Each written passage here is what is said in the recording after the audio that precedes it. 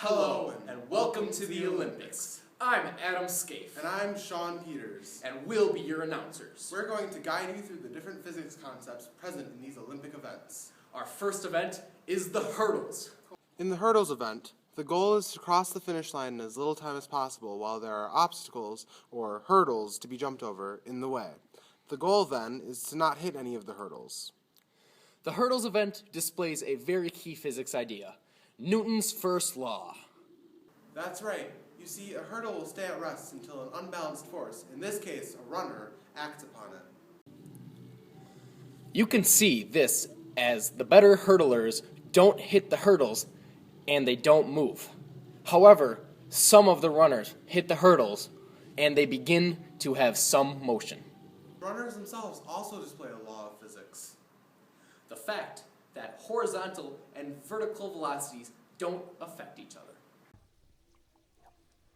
That's right, and this is a prime example. As the runners jump over the hurdles, adding a vertical motion to their horizontal motion does not change, they do not slow down, as demonstrated here. Our next event is shot put. In this event, the goal is to throw a shot put, a small metal ball, as far as possible. There are some very important physics concepts in this one too, right, Sean? Right. First, let's look at his throw. As he throws the shot put, he exerts a force on it, and as he exerts this force on the shot put in one direction, the shot put in turn exerts a force of equal magnitude and opposite direction back on the thrower. Now wait a second. Isn't that Newton's third law, Sean? You betcha. Now, let's look at the flight of the shot put.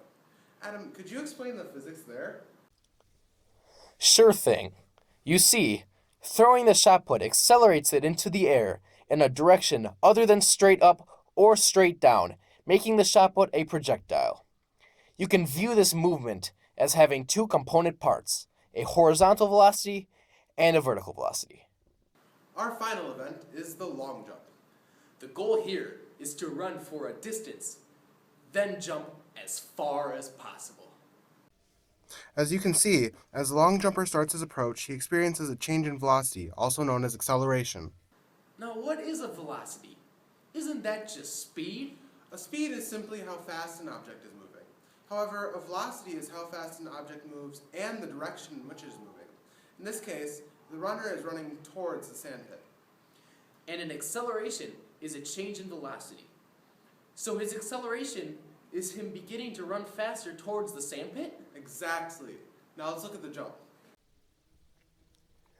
The jumper travels through the air for a short while before falling into the sand. He falls to the ground because the force of gravity, which pulls him at an acceleration of 9.81 meters per second squared towards the center of the earth. Thus, in a short period of time, his flight ends. That's all the time we have here, but we hope you had fun. And learned something. That's the best kind of fun. Fundecation. Goodbye, and see you next time.